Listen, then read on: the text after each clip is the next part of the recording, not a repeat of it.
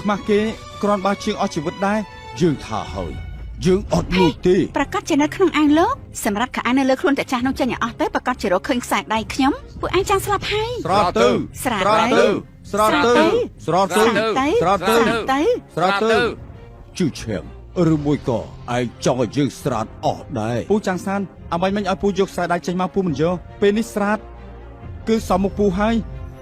លេងជាឆាំងលោកគ្មានមនសិការសោះស៊ីសុំទោសផងឲ្យឯងបានឃើញពីភាពវេទនារបស់ប៉ា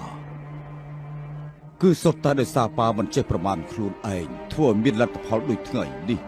ឯងឲ្យប៉ាដោះស្រាយចុះពួកឯងសុទ្ធតែចង់ឲ្យយើងស្រាតមែនទេល្អយើងស្រាត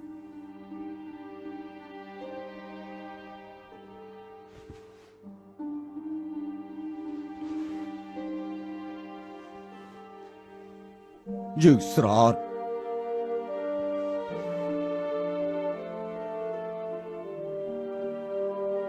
ពេលនេះពួកឯងនៅឲ្យយើងស្រោតទៀតទេចម្លែកមែនខ្សែដៃប្រកាសជាអ្នកស្រែម្នាក់នេះលួចមិនក៏អត់មានអញ្ចឹងហ៎ទាំងអស់គ្នាត្រូវគេកុហកហើយតាចាស់ឯងប្រគល់ខ្សែដៃឲ្យកូនស្រីឯងយូរហើយសោះទេសោឆាយឆេទៅ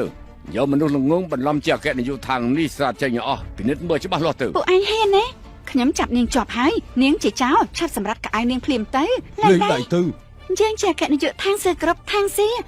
អ្នកណាហ៊ានប៉ះយើងហ៊ានបន្លំធ្វើជាអគ្គនាយកខាងយើងឲ្យនាងបន្លំពួកឯងហ៊ានប៉ះអគ្គនាយកខាងគឺប៉ះពាល់ខាងសៀគ្រប់ពួកឯងចាប់ហើយនាងជួយពួកអាល្ងងនេះបន្លំជាអគ្គនាយកខាងទៀតយប់នេះអភិបាលក្រុងហៃឆឹងនិងគ្រូសាអភិជនលំដាប់ខ្ពស់ទាំងអស់ដើម្បីអគ្គនាយកខាងនិងឧត្តមសេនីយ៍លងយីរៀបចំពិធីជប់លៀងបើខ្ញុំមានសំណាងចូលរួមពួកបន្លំឯងនឹងស្លាប់ទាំងអស់ខ្ញុំសុំវល់ទៅចុះមានរឿងអីសម្ដៅមករកខ្ញុំទៅកុំធ្វើបាបស៊ីប៉ាមិនចាំបាច់ដោយសារអ្នកស្រាយទាំងពីរអ្នកនេះខឹងខ្លាំងយ៉ាងនេះទេមិនបានខ្សែដៃខ្ញុំតម្លៃ 100000មិនអាចឲ្យចោលពីរអ្នកនេះចំណេញបានទេបានថ្ងៃនេះយើងនឹងឲ្យមាត់ពួកឯងទាំងពីរអ្នកធូរបន្តិចចាប់គេទាំងពីរអ្នកទៅលេងប៉ាខ្ញុំទេនាងកុំទះសាអីចាំយើងចាត់ការគេរួចយើងនឹងចាត់ការនាងថ្ងៃនេះយើងត្រូវតែកម្ចាត់ទាំងនាងទៀតមិននេះខ្សែដៃណាធ្លាក់នៅទីនេះនេះក្រែងជាខ្សែដៃដែលខ្ញុំទើបតែបាត់តើនិយាយបែបនេះពួកយើងចោតប្រកាន់គេហើយចោតប្រកាន់ក៏ចោតប្រកាន់ទៅចិនថ្នាក់ទៀតអស់នេះដៃជើងមិនស្អាតស្អំទោះមិនលួចខ្សែដៃនាងទៅចូលមកក្នុងពិធីជប់លៀងក៏ចង់ធ្វើរឿងលួចតិចតួចដែរនៅម្លេះដៃទៀតប៉ាអស់អីហើយការពិតរកឃើញហើយប៉ាមិនបានធ្វើអ្វីខុសទេស៊ីប៉ាខុសហើយប៉ាមិនគួរដើរមកចូលរួមមកគោលការណ៍នេះទេត្រូវគេប្រមាថប៉ាមិនឈឺចិត្តទេប៉ុន្តែជឿឆាំងគេមិនអាចជួយអ្នកក្រៅហើយបែរជាមកប្រមាថឪពុកខ្លួនឯងនោះទេឯងសុខចិត្តទទួលចោលធ្វើជាឪពុកឯងពិតជាធ្វើឲ្យយើងនេះអស់សង្ឃឹមលើឯងណាឆាប់សម្ដែងទៅនិយាយដូចសញ្ញាជឿឆាំងអញ្ចឹងគ្រាន់តែជាអ្នកចិត្តខាងតាជឿឆាំងឲ្យលោករកបាយស៊ីក្នុងពិធីមង្គលការគឺអាណិតណាស់ហើយលោកជាអ្នកក្រៅគ្មានជាប់តាក់ទងជាមួយសាច់ឈាមអីនោះទេមែនហើយរងទុកផេះពូចាំងសានស្បែកជើងជូតរួចហើយពូគឺជាអ្នកក្រៅនៅក្នុងពិធីមង្គលការមិនសមទេពូឆាប់ទៅយើងជាអ្នកក្រៅយើងគឺជាអ្នកក្រៅប៉ាស៊ីពួកយើងទៅផ្ទះតោះ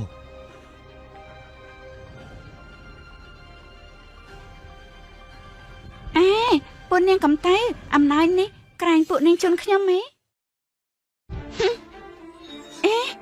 មិនក៏វាគេអញ្ចឹងនាងគ្រាន់តែជាបុគ្គលិកតូចតាចរបស់ខាងសឺគ្រប់ហៀវឲ្យកូនស្រីយូរផងនាងចង់ស្លាប់ឲ្យមើលទៀតល្ងងបង្ករឿងធំហើយនៅមិនដឹងខ្លួនទៀតអគ្គនាយកថាជាបុគ្គលិកតូចតាចឬអត់ពួកឯងនឹងដឹងឆាប់នេះហើយ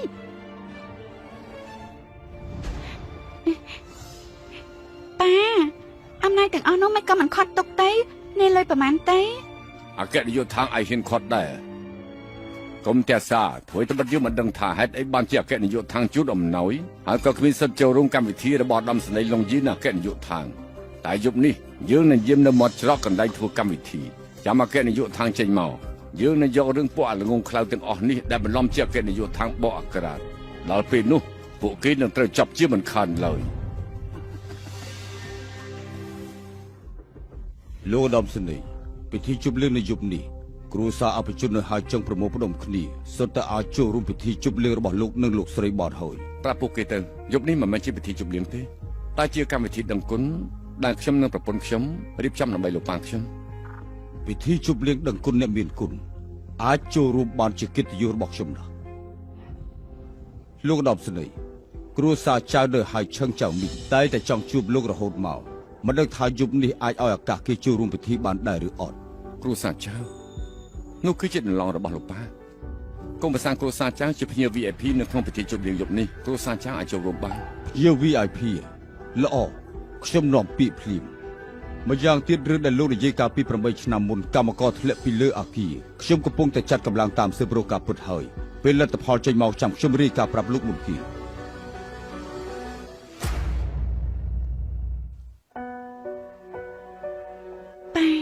ប៉ាកុំបារម្ភដៃប៉ាមិនអីនោះទេ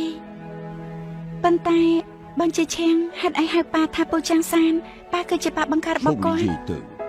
ខុសមកពីប៉ាអប់រំគេមិនបានល្អសុទ្ធតែជាកំហុសរបស់ប៉ាលេងជាឆាំងមនុស្សចង្រៃឬអាំងក្រស្រឡាញ់មានបាន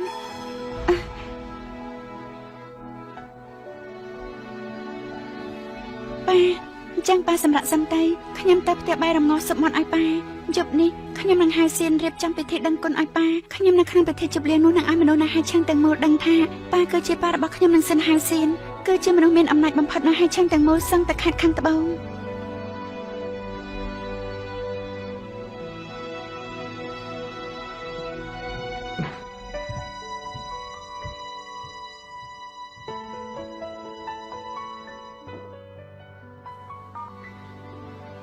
ចៅខៃតែត្រៀមខោអាវពីរឈុតឲ្យប៉ាខ្ញុំយកទៅពិធីជប់លៀងដឹងគុណម្យ៉ាងទៀតសើទៅលេងជាឆាំងប្រហែលឆ្នាំនេះធ្វើដាក់ប៉ាខ្ញុំយ៉ាងម៉េចខ្លះ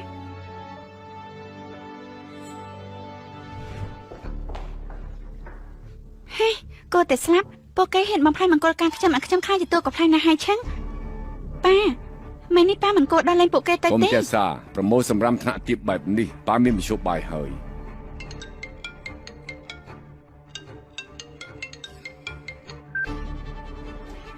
លោកអភិបាលមានការអីទៀតចៅមីងលោករកបានកូនប្រសាល្អមែនទែនគ្រួសារចៅរបស់លោកមានឱកាសហក់ឡើងខ្ពស់ហើយលោកអភិបាលចង់មានន័យថាម៉េចក្រែងលោកចង់ជួបលោកអគ្គនាយកថាងអគ្គនាយកថាងជាលោកស្រីរបស់ឧត្តមសេនីយ៍លងឈីកូនប្រសារបស់លោកជាភ្ញៀវកិត្តិយសរបស់លោកឧត្តមសេនីយ៍លងឈីគ្រួសារពួកលោកទាំងអស់សុទ្ធតែចូលរួមពិធីជប់លៀងដឹងគុណយប់នេះបានគឺជាគុណសម្បត្តិកូនប្រសាលោក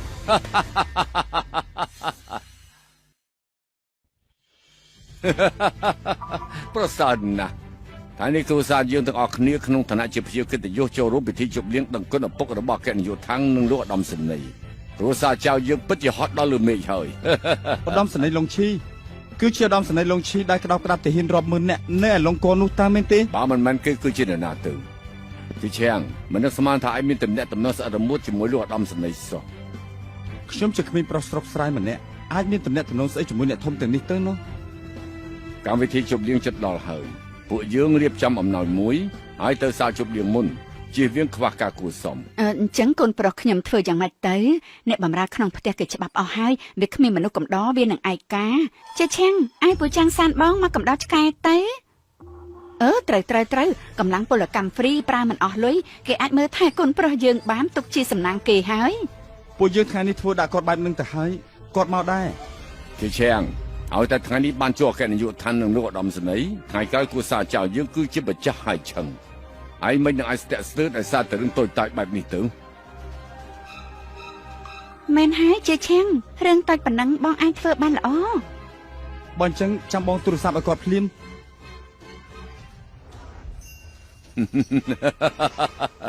ថាម៉េចទៅបំរើឆ្កែថាម៉េចបំរើឆ្កែប៉ាខ្ញុំដឹងថាថ្ងៃនេះខ្ញុំពិតជាធ្វើខុសចំពោះប៉ាពិតមែនតែពិធីជប់លៀងយប់នេះពិតជាសំខាន់ចំពោះខ្ញុំខ្លាំងណាស់ខ្ញុំចូលរួមហើយប្រហែលជាអាចចូលចុះសង្គមមួយនេះប៉ុន្តែសៀក៏ឲ្យប៉ាទៅចូលរួមពិធីដែរប៉ា ប៉ាខ្ញុំនិយាយឲ្យបានការទៅខ្ញុំមិនទទួលស្គាល់ប៉ាក៏មានទុកលំបាករបស់ខ្ញុំដែរវួយមានផ្ទៃពោះហើយបើសិនជានាងដឹងថាខ្ញុំជាអ្នកស្រាយច្បាស់ជាយកកូនចេញថាវិញប៉ាមានចៅហើយប៉ុន្មានហើយប៉ាដើម្បីចៅរបស់ប៉ាជួយខ្ញុំផងទៅបានល្អប៉ាដឹកទៅភ្លាមកូនមិនត្រូវឲ្យនាងរំលូនកូនចេញទេណាយើងនឹងឲ្យអ្នកស្រុកភូមិចាប់បន់ព្រៃមកប្របានក្បាលឲ្យវួយសម្រាប់បានល្អទៅ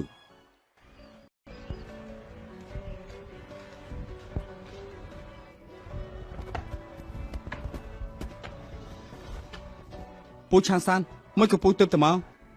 អូយប់មិនអត់បានយ៉ាំបាយរាងកាយគ្មានកម្លាំងទើបដល់យឺត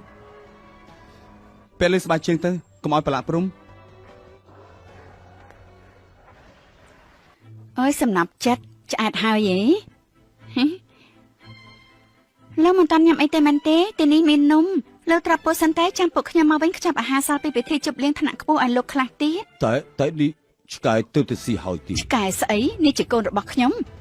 ស៊ីទៅស៊ីទៅ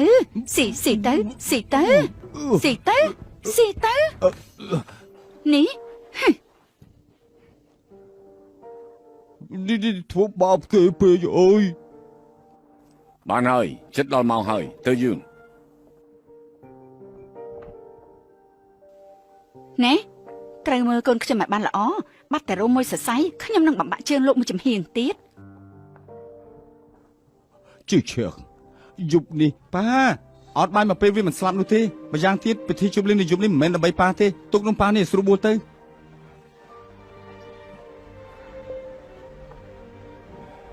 អត់ត្រូវហើយវួយចូលចិត្តស្អាតប៉ាកុំចូលបន្ទប់ទទួលភ្ញៀវអសោះចាំដល់ពួកខ្ញុំមកវិញបានហើយ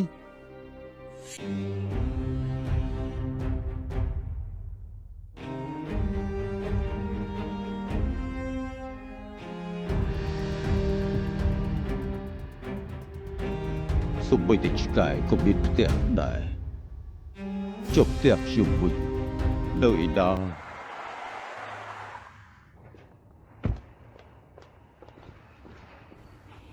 ប៉ាសៀវ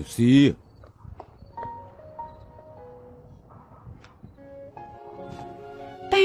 យប់នេះខ្យល់ត្រជាក់ណាស់មកកប៉ាមកអង្គុយនៅខាងក្រៅឯណាបងជាឆាងបងជាឆាងឯងមានការរវល់ទៅក្រៅសំទោសកណ្ឌនាយកលោកម្ចាស់ឋានចង់ជួបកូនប្រុសហើយនេះឲ្យទើបខ្ញុំសម្រេចចិត្តដោយខ្លួនឯងជូនគាត់មកទីនេះឆាប់ទៅទទួលតោះទៅបាទអរេស៊ីមិនអាចបន្ទោសគេបានទេគឺប៉ាជាអ្នកចង់មកខ្លួនឯងប៉ាមិនតាន់ញ៉ាំបាយទេមែនទេ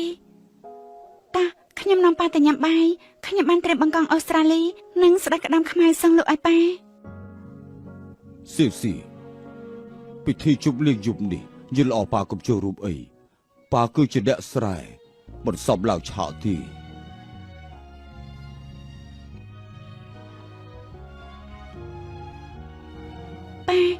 ប៉ានិយាយអីប៉ាគឺជាប៉ាខ្ញុំមិនថាទៅដល់ទីណាប៉ាជាមនុស្សមានអំណាចបំផុតនៅក្នុងโลกនេះ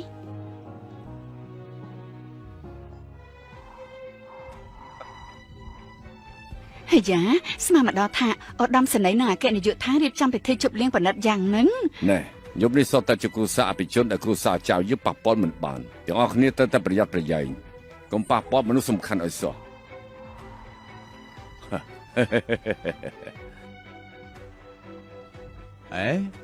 នោះគឺចៅមីងតាត្រូវហើយចាំមីងនេះជាភ្ញៀវ VIP របស់ឧត្តមសេនីយ៍និងគ្រួសារឋានគេអាចតំណែងតំណងដើម្បីឈោងតោអគ្គនាយកដ្ឋាននិងលោកឧត្តមសេនីយ៍បានហើយគ្រួសារចៅនេះមួយជំហានឡើងដល់លើមេឃហើយមិនខុសទេ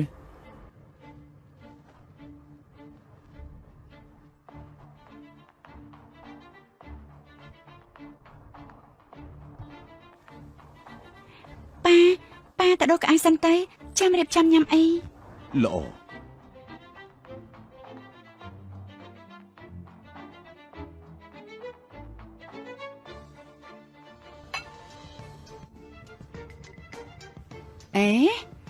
ជឿឈៀងក្រែងនោះជាតែចាស់នោះតាគេបានជាបាត់បង់កូនរបស់ខ្ញុំលួចតាមពួកយើងមកពិធីជប់លៀងមិនបានជាគាត់មកទីនេះនាំមនុស្សពីការនេះចេញទៅបើប៉ះពាល់លោកឧត្តមសេនីយ៍និងអគ្គនាយកដ្ឋានគ្រួសារចៅយើងនឹងត្រូវចាប់ហើយបាទប៉ាចាំខ្ញុំនាំគាត់ចេញភ្លាម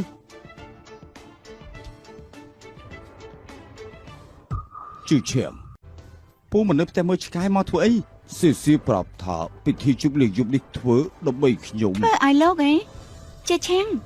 តាចាម្នាក់នេះមិនមែនមកពិធីជប់លៀងដឹងគុណឪពុករបស់អគ្គនាយកឋាននិងលោកឧត្តមសេនីយ៍បានឡំជាលោកម្ចាស់ចាស់ទេដឹង ខ្ញុំមិនបានធ្វើពុតទេគឺសៀសជាអ្នកជើងខ្ញុំមកក៏ពុតនាងគឺជា ហើយជាអ្នកជនបទយើងប្រមានអីណាយប់នេះគ្រូសាចៅយើងមួយចំហៀនដល់មេឃបើសិនជាឯងបង្ករឿងយើងនឹងឲ្យជួយឆឹងទម្លាក់ឲ្យចុះពីជាន់ទី18 តាចាឯណាកូនប្រុសខ្ញុំបើកូនប្រុសខ្ញុំបាត់រោមតែមួយសរសៃខ្ញុំនឹងកប់លោកទាំងរស់ ពូឆាសានឈប់កុហកទៀតទៅយប់នេះជាពិធីជប់លៀងដឹងគុណរបស់លោកម្ចាស់ចាស់បើពូនឹងបង្ករឿងទីនេះទៀតណាកំណាជួយបានដែរយើងមិនឲ្យទៅណាបានទេបើយើងទៅសៀសហើយនឹងហៅសៀននឹងទៅរកយើងលេងឆាសានលោកឈួតហើយលោកហ៊ានហៅឈ្មោះឧត្តមសេនីយ៍លងឈីងលោកចោះពួកយើងស្លាប់មែនទេ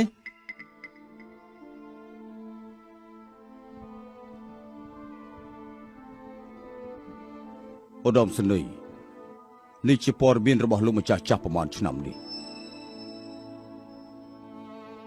ពិធីជប់លៀងចិត្តចាប់ផ្ដើមហើយពួកយើងគួរតែទៅ ខ្ញុំ ទី ឆែក នោះ មើលព័ត៌មានសិនលោកទៅកន្លែងកម្មវិធីទទួលភ្ញៀវមុនទៅ បាទ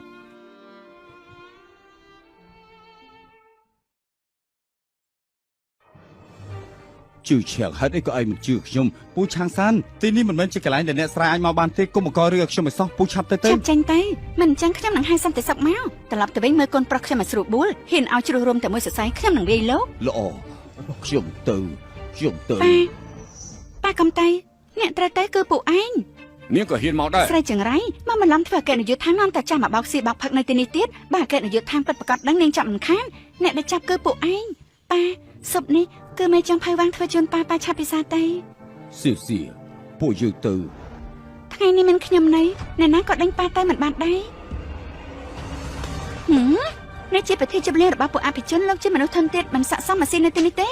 អ្នកហ៊ានធ្វើកពប់សុបប៉ាយើង ហ៊ានវាយកូនស្រីយំផងយប់នេះគ្រូសាចៅយើងគឺជាភ្ញៀវ VIP សៀសៀឲ្យមិនអីទេ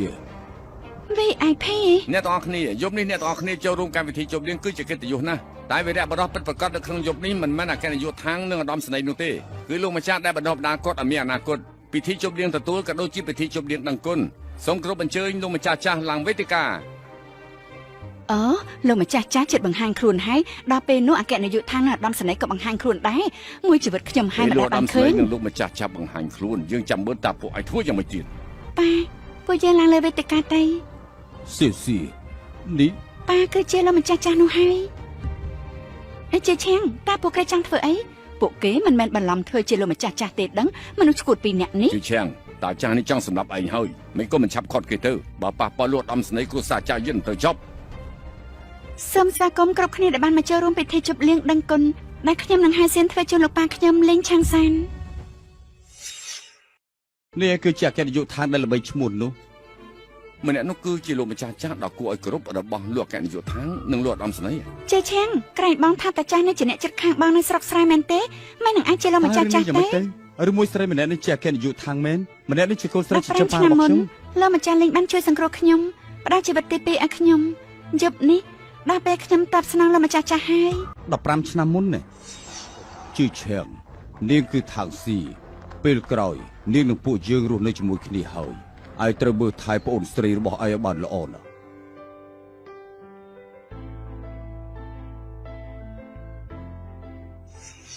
ខ្ញុំចាំបានហើយនាងជាពូជព្រៃដែលពូឆាងសានរើសយកមកចិញ្ចឹម ហឺ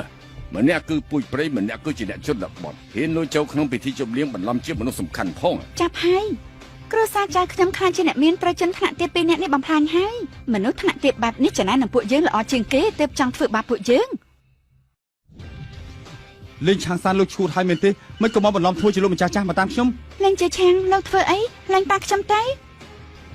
នេះជាដណាហ្នឹងហ៊ាននិយាយបែបនេះដល់លោកម្ចាស់ចាស់ គ្ ផ រួ ង សារគ្រួសារចាស់តែទោះជាគ្រួសារចាស់ជាភ្ញៀវ VIP ក៏មិនអាចប្រមាថដល់លោកម្ចាស់ចាស់បានដែរហឺអ្នកទាំងអស់គ្នាមនុស្សថោកទី2នាក់នេះគ្រាន់តែបន្លំជាលោកម្ចាស់ចាស់នៅអគ្គនាយកដ្ឋានតែប៉ុណ្ណោះពួកគេចង់កេងប្រយោជន៍ពីលោកម្ចាស់ចាស់នៅអគ្គនាយកដ្ឋានមិនទាន់មកដល់សោយសុកដោយកិត្តិយសក្នុងពិធីជប់លៀងនេះហឺ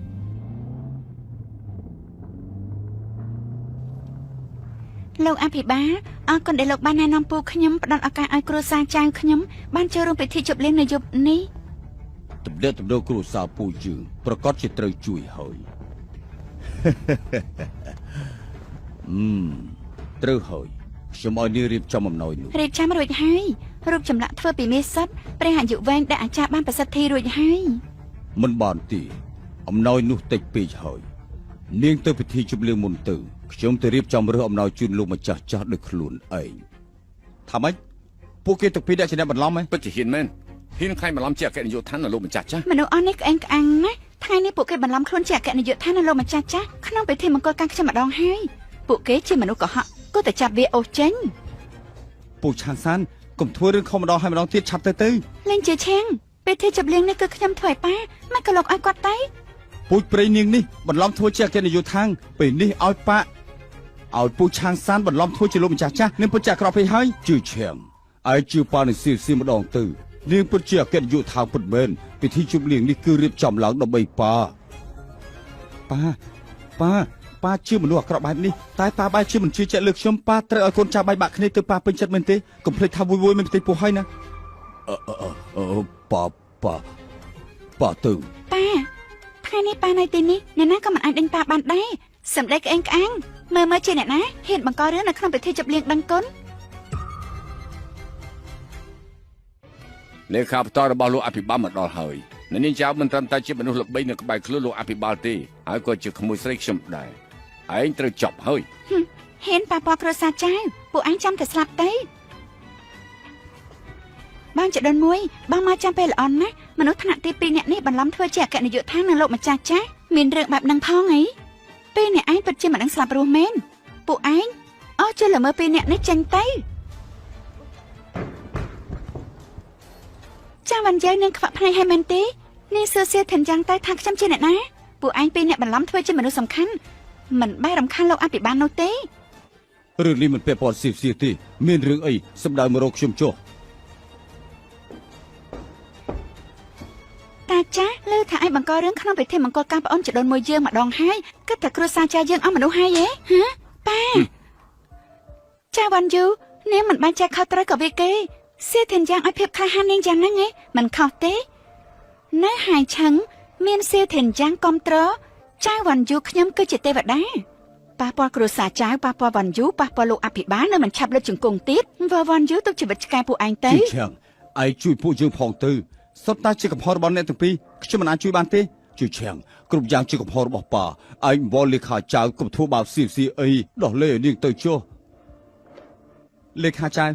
អគ្គនាយកដ្ឋានពិតប្រាកដលោកម្ចាស់ចាស់នៅដំសនីជិតមកដល់ហើយមិនចឹងទេឲ្យពួកគេទៅធ្វើបែបនេះទៅមិនបំផ្លាញបរិយាកាសក្នុងពិធីជប់លៀងនេះ ពួកគេបន្លំជាអគ្គនាយកដ្ឋាននៅលោកម្ចាស់ចាស់បើដល់លែងពួកគេទៅអត់ដំសនីសិនបន្តមិនជាបញ្ហាពួកយើងទៅហើយ មិនអាចដោះលែងបានទេយប់នេះជាថ្ងៃដែលគ្រួសារចៅយើងរីកចម្រើនមិនអាចដោយសារជនថោកទាបពីរនាក់នេះធ្វើឲ្យខូចអនាគតគ្រួសារចៅយើងឡើយ លោកអភិបាលបញ្ជាឲ្យខ្ញុំរៀបចំពិធីជប់លៀងនេះខ្ញុំប្រកាសជាមិនអាចពួកឯងបំផ្លាញបាននោះឡើយចាត់ការកាត់ដៃកាត់ជើងពួកគេព្យួរនៅមាត់ទ្វារទុកជាការសំទោសលោកម្ចាស់ចាស់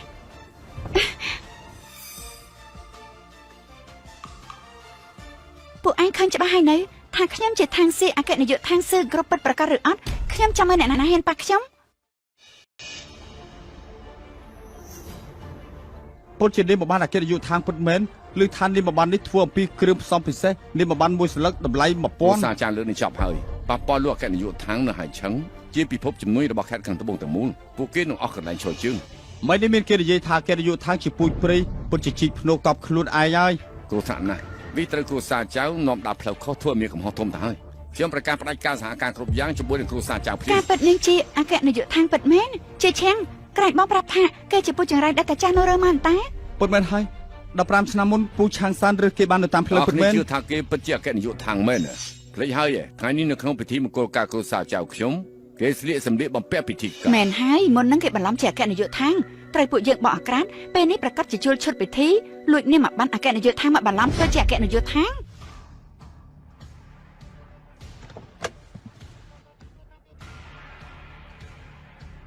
អគ្គនាយកចៅក្អែរបស់លោកម្ចាស់ចាស់ត្រៀមរួចហើយ អាចមិនសិតលិញជីឆាំងប្រហែលឆ្នាំមកនេះធ្វើយ៉ាងណាចំពោះលោកម្ចាស់ចាស់ខ្លះដោយសារជប់លៀងយករឿងនេះរៀបការជូនអគ្គនាយកដ្ឋាន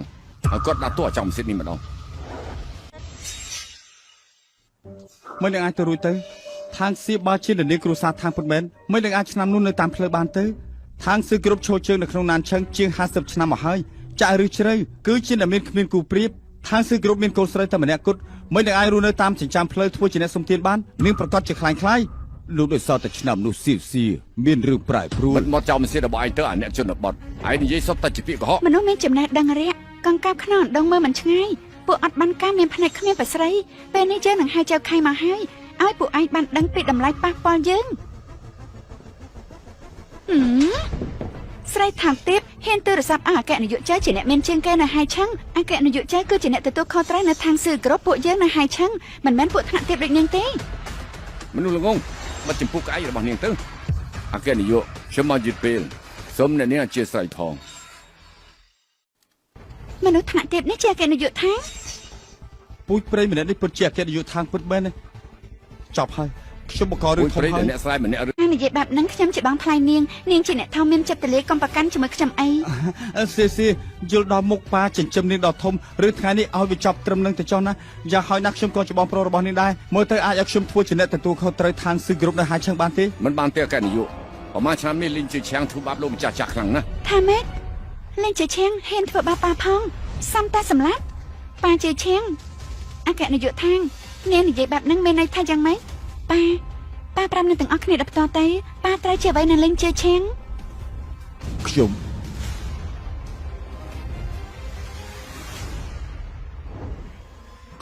ជាបើសិនជាខ្ញុំនិយាយទៅជឿឆឹងមិនខ្លាចជាអ្នកកុហកទៅហើយទេដល់ហើយចុះស៊ីប៉ាហត់ហើយពួកយើងទៅវិញទៅ ប៉ាមិនបាច់ដោយសារតែលេងជាឈៀងរងទុកទាំងស្រុងបែបហ្នឹងទេអគ្គនាយកថាងទោះជាគេពិតជាពុកចិញ្ចឹមនាងមែននាងក៏មិនអាចឲ្យគេបន្លំជាលោកម្ចាស់ចាស់ដែរតំណែងថ្ងៃនេះមានតែលោកម្ចាស់ចាស់ទេដែលអាចអង្គុយបានមិននឹងឲ្យអ្នកស្រីម្នាក់នេះទៅហេតុអីនាងចេះថាគាត់មិនមែនជាលោកម្ចាស់ចាស់ជាអ្នកស្រីម្នាក់ប៉ុណ្ណោះមិននឹងអាចជាលោកម្ចាស់ចាស់របស់ឧត្តមសេនីយ៍សិនអគ្គនាយកថាងឧត្តមសេនីយ៍សិនជាប្តីនាងមិនខ្លាំងខ្លាយតែនាងទោះជាមិនពេញចិត្តគាត់យ៉ាងណាក៏មិនអាចរកមនុស្សបន្លំជាលោកម្ចាស់ចាស់ដែរអំណាចរបស់ឧត្តមសេនីយ៍សិនត្រូវនាងធ្វើឲ្យអាប់អោនអ្នកដែលទទួលទោសគឺជានាងធ្វើបាបប៉ាខ្ញុំវេប៉ាខ្ញុំហើយចាំបំបាក់ដៃជើងពួកយើងនឹងជេរពួកយើងជាអ្នកស្រែទៀតនាងស្មានថានាងជាអ្នកណាខ្ញុំខុសហើយអគ្គនាយកថាងនាងឈប់វេទៅថ្ងៃនេះទោះជាអភិបាលហើយឆឹងសៀវធានយ៉ាងឈរនៅចំពោះមុខខ្ញុំហ៊ានសង្ស័យប៉ាខ្ញុំនៅតែឲ្យគេលុតជង្គង់ទទួលទោស លោកអភិបាលអញ្ជើញមកដល់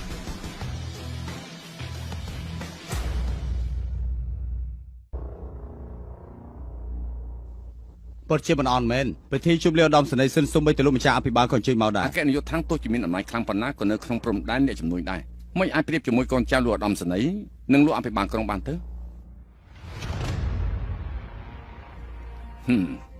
អ្នកស្រែកុំចង់ធ្វើជាត្រីងៀតឆ្លៀតពង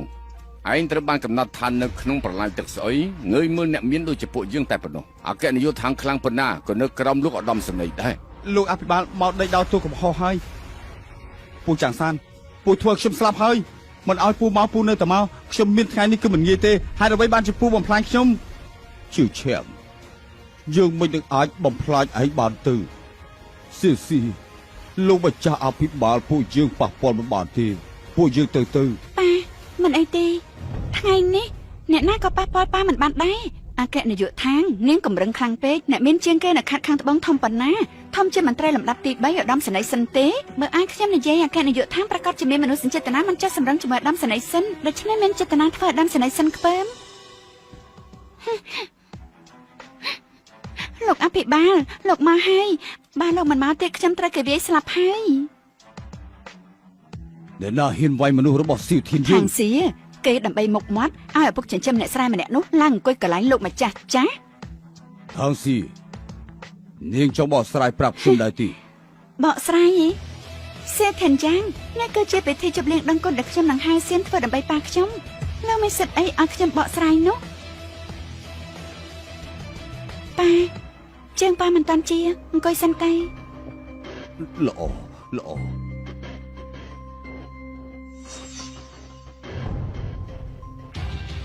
មើលគេហ៊ានអង្គុយកន្លែងលោកម្ចាស់ចាស់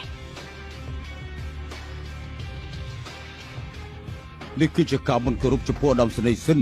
ខាងស៊ីនាងឈួតហើយ សិទ្ធិយ៉ាងលោកនិយាយស្អីទៅតែប្រយ័ត្នបន្តិចបន្លំជាអគ្គនាយកថាងដោយបន្លំជាលោកឧត្តមសេនីយ៍យ៉ាងចឹងអី ជើខាយទោះបីជាឯងគឺជាអ្នកមាននៅក្នុងហើយឈឹងតែឯងគ្រាន់តែជាឆ្កែមួយក្បាលរបស់ທາງស៊ីតែប៉ុណ្ណោះយើងជាកូនចៅរបស់អាដាមសេនីសិនທາງស៊ីឲ្យគេបន្លំធ្វើជាលោកម្ចាស់ចាស់ទោះធូនធូនណាស់ សិនហាវស៊ីនបើលោកដឹងថាលោកធ្វើរឿងល្ងងខ្លះបែបហ្នឹងតំណែងអភិបាលលោកនេះអស់មិនខានលោកអភិបាលយប់នេះជាពិធីជប់លៀងដឹងគុណរៀបចំដើម្បីលោកម្ចាស់ចាស់លោកអង្គុយមើលពួកគេអុកឡុកចាំដល់អាដាមសេនីសិននៅលោកម្ចាស់ចាស់ម្ដងប្រកាសជាមានរឿងធំ ខ្ញុំមិនចាំបាច់និយាយអត់បានការជាមួយពួកគេអង្គទៅនេះទេពួកឯងវាយបំបាក់ជើងមនុស្សទាំងអស់នេះហើយបោះចេញទៅក្រៅទៅ បន្ថែមល្បឿនទៅបើទៅយឺតប្រពន្ធយើងមិនសប្បាយចិត្តទេ បាទលោកដាមស្នេហ៍ បង្ខំប៉ានលុយពីលើអគារគឺចាំងមី លោកដាមស្នេហ៍ចៅមីគឺជាពុកក្មេងរបស់លីជាឈៀងគឺជាកូនប្រុសរបស់លោកម្ចាស់ចាស់ថ្ងៃមិញខ្ញុំនាំលោកម្ចាស់ចាស់ទៅគ្រួសារចៅមនុស្សគ្រួសារចៅចាក់សោទ្វារឲ្យលោកម្ចាស់បំរើ សា ឆ្កែ ចាំងមិនបានជាប្រហិនខ្លាំងម្ល៉េះប្រកាសបញ្ជាបិទផ្លូវ5នាទីទៀតយើងទៅដល់កន្លែងជប់លៀង បាទ